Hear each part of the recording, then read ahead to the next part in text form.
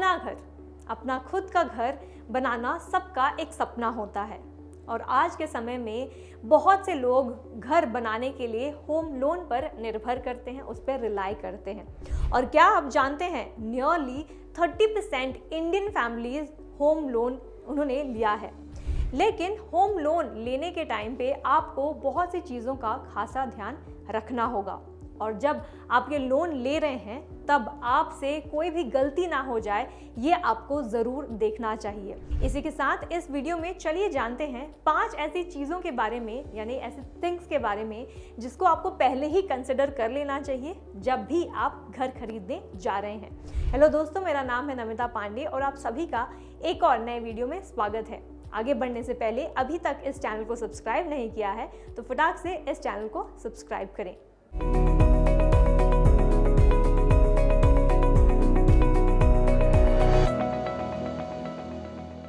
अब home loan को समझना इसलिए भी ज़रूरी है क्योंकि ये लाइफ का सबसे बड़ा डिसीजन होता है और साथ ही ये लाइफ का सबसे लंबा लोन भी हो सकता है। आपके ज़िंदगी में ये करीब करीब 20 या 30 साल तक आपके साथ रहेगा, यानी कि आपको नेक्स्ट 20 ईयर्स तक या फिर 30 ईयर्स तक ये लोन पे करना पड़ेगा, डिपेंडिंग कि आप कितने वक्त तक ये लोन लेते हैं। और ऐसे में जब ये इतना बड़ा फाइनेंशियल डिसीजन आप ले रहे हैं अपनी ज़िंदगी में, तब इस टाइम ऐसी कोई भी गलती आप ना करें, इसका आपको ध्यान रखना होगा।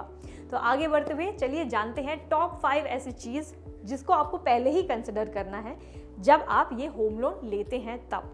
तो जब भी हम होम लोन लेते हैं, सबसे पहला चीज़ हम क्या देखते हैं? इंटरेस्ट रेट, यानी कि जब हम ये लोन लेने वाले हैं तो इसमें हमको इंटरेस्ट कितना पे करना पड़ेगा और कितने टाइम तक इसे पे करना पड़ेगा, है ना? यही देखते हैं ना। और आपको ये भी कंपेयर करके देखना होगा कि कौन सा बैंक आपको अच्छा इंटरेस्ट रेट दे रही है, यानी कि आपके बजट में कितना इंटरेस्ट रेट दे रही है।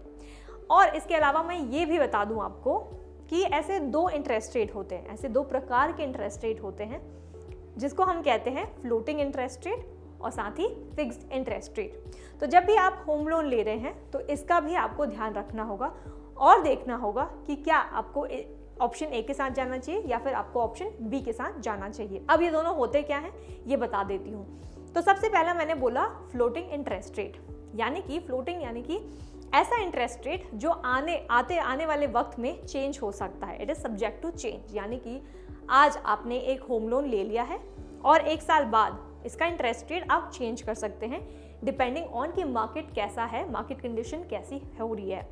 ये एक ऑप्शन हो सकता है जहाँ पे आप खुद चूज कर सकते हैं कि इंटरेस्ट रेट आपको कितना पे करना है, या फिर आप ऐसे नेगोशिएट कर सकते हैं बैंक के साथ। दूसरा इंटरेस्ट रेट जिसे हम कहते हैं फिक्स्ड इंटरेस्ट रेट, ये दूसरा ऑप्शन है जहाँ पर आपको एक फिक्स्ड अमाउंट देना है, यानी कि एक फिक्स्ड इंटरेस्ट रेट पे करना है अपने लोन पर। ये हो सकता है 8% का, 10% का, एक्सेट्रा। जितना आपने डील किया है प्रोसेसिंग के टाइम पे, उतना आपको over a period of fixed time, यानी कि अगर आप अपना होम लोन ले रहे हैं से 10 साल के लिए या 20 साल के लिए, 30 साल के लिए, जितना भी आपका टेन्योर है उस टाइम तक आप ये फिक्स्ड अमाउंट ही भरेंगे, ये फिक्स्ड इंटरेस्ट रेट ही भरेंगे। इसके अलावा मैं आपको ये भी बता दूं कि जो फाइनेंशियल एक्सपर्ट्स हैं ना, वो ये कहते हैं कि आपको फ्लोटिंग इंटरेस्ट रेट के साथ तभी जाना चाहिए जब आप ये प्रिडिक्ट कर सको कि आगे चलकर जो इंटरेस्ट रेट है वो घटेगा। जैसे कि हाल ही में हमने देखा आरबीआई ने नियरली 80% का बीपीएस में, यानी कि रेपो रेट बढ़ा दिया था। 80 यानी कि 0.8% का ये इंटरेस्ट रेट बढ़ा दिया था। तो ऐसे में आपने ये भी नोटिस ज़रूर किया होगा कि बहुत सारे जो बैंक्स हैं उसके होम लोन इंटरेस्ट में बहुत ज़्यादा इफेक्ट हुआ था और उन्होंने 1-2% अपना इंटरेस्ट रेट बढ़ा दिया था। नॉट 1-2%, नियरली 0.80% का बढ़ा दिया था, क्योंकि 80 बीपीएस रेपो रेट बढ़ा था आरबीआई के तरफ से। तो ये न्यूज़ बहुत आई थी बीच में। तो अब आप कंपेयर करके देख सकते हैं कि कौन सा इंटरेस्ट रेट बेहतर होगा आपके बजट के हिसाब से। तो आगे चलकर अगर ये प्रिडिक्ट कर सकते हैं कि इंटरेस्ट रेट घट जाएगा, तब आप फ्लोटिंग इंटरेस्ट रेट चूज़ कीजिए, नहीं तो आप फिक्स्ड इंटरेस्ट रेट ही चूज़ कीजिए। दूसरा चीज़ आपको ये नोटिस करना होगा और ये ध्यान में रखना होगा कि आप कितने टेन्योर के लिए, यानी कि कितने लंबे समय के लिए ये लोन भरना चाहते हैं। ये जो टेन्योर आप चूज़ करते हैं वो भी बहुत ज़्यादा महत्वपूर्ण होता है और जिसका आपको ध्यान रखना होगा। अगर मैं होम लोन की बात करूं तो ये एज लॉन्ग एज 20 ईयर्स का हो सकता है, यानी कि 20 साल का या फिर 30 साल का हो सकता है। अगर आप 20 ईयर्स का होम लोन ले रहे हैं, मतलब ये it will go for 240 installments, यानी कि इतना आप इंस्टॉलमेंट्स आपको पे करना पड़ेगा अगर आप EMI पे कर रहे हैं तो साथ ही मैं आपको ये बता दूं, अगर हम 10 ईयर की बात कर रहे हैं तो ये ऐसा जनरली कहा जाता है कि अगर आप लेंदी 10 ईयर के लिए जाते हैं तो आप मंथली सेविंग्स पर सेव करते हैं। मतलब इसका ये है कि अगर आप 20 साल के लिए ले रहे हैं ये होम लोन, तो यहाँ पे आप मंथली जो आपका कॉस्ट है उस पर सेव करेंगे। अगर दूसरा ऑप्शन ये है कि अगर आप शॉर्टर 10 ईयर के लिए जाते हैं, इसका मतलब आप ओवरऑल इंटरेस्ट पेमेंट पर सेव करते हैं। तो ये एक मेजर डिफरेंस है अगर हम 10 ईयर की बात करते हैं तो शॉर्टर 10 ईयर आप ओवरऑल कॉस्ट सेव करते हैं, लॉन्गर 10 ईयर आप मंथली सेविंग्स पर सेव करते हैं, मंथली जो EMI भरते हैं उस पर सेव करते हैं। साथ ही मैं आपको ये बता दूं कि ऐसा जनरली कहा जाता है, एक्सपर्ट्स का ऐसा मानना है कि जब भी आप होम लोन ले रहे हैं या किसी भी तरह का लोन ले रहे हैं तो जो आप EMI भरते हैं उसका आपके मंथली सैलरी का वो 30% से ज़्यादा नहीं होना चाहिए। अगर आप होम लोन ले रहे हैं मे बी, तो आप जितना मंथली कमा रहे हैं 50,000 1 लाख जितना भी, तो उसका 30% जाना चाहिए आपके EMI पेमेंट पे, उससे ज़्यादा नहीं जाना चाहिए। तो ऐसे में जाहिर सी बात है कि अगर आप लॉन्गर 10 ईयर के लिए जा रहे हैं मतलब आपके पास उतनी सेविंग्स नहीं है। अगर आप शॉर्टर 10 ईयर के लिए जा रहे हैं मतलब आपके पास इनफ सेविंग्स ऑलरेडी होनी चाहिए। अगर मैं फर्स्ट ऑप्शन की बात करूं यानी कि लॉन्ग 10 ईयर के बारे में बात करूं तो यहाँ पर ये ध्यान में रखना होगा कि आप EMI पे करते करते आप सेविंग्स भी कर लो, क्योंकि जब 20 साल बाद आपका पूरा चुकता हो जाएगा पैसा, आपके पास ये ऑल्टरनेटिव ऑप्शन भी होगा कि आपने आज इन्वेस्ट किया है, अपने सेविंग्स किए हैं, तो 20% का मे बी आपने सेव किया है अपने सैलरी का, मंथली सैलरी का, और वो 20% 20 साल बाद बहुत ज़्यादा हो जाएगा।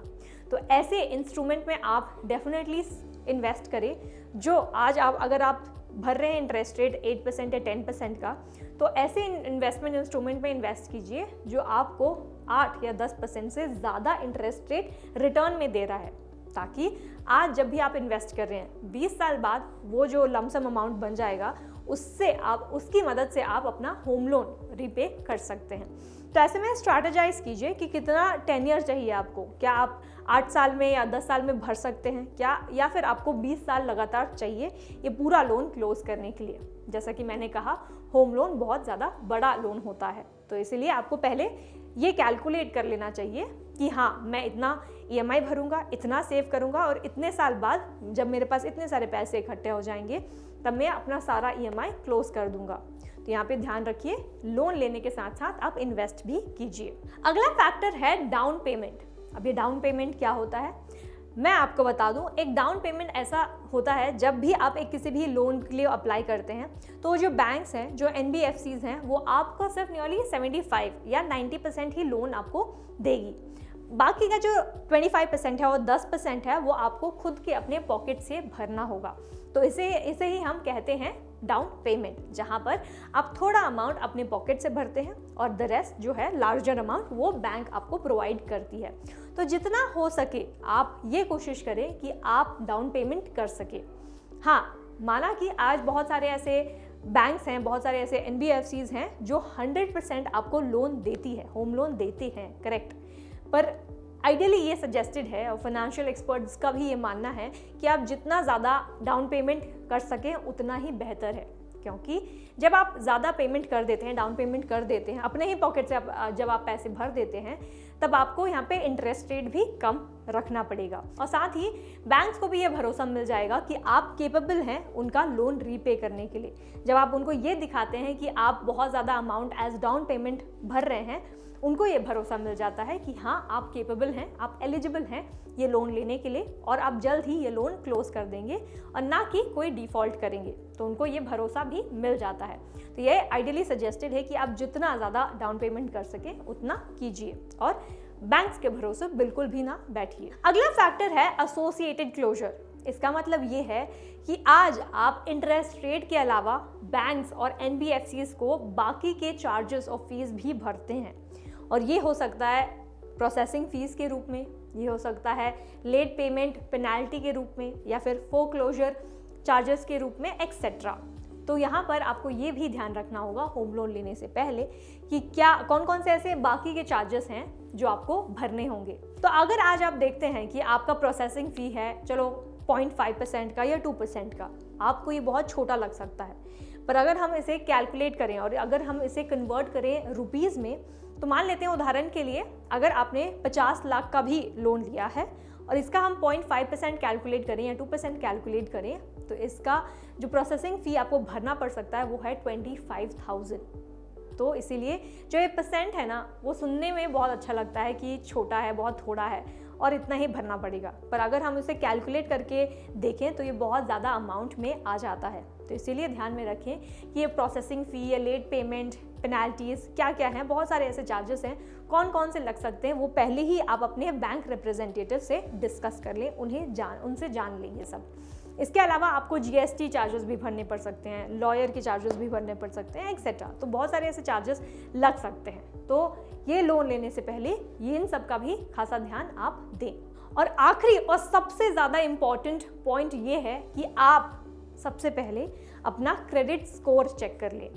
यानी कि आज आपने देखा होगा कि जो भी लोन लेता है, या फिर आपने सुना होगा अपने दोस्तों से या किसी से भी, जो भी लोन लेता है सबसे पहले वो अपना क्रेडिट स्कोर चेक करता है।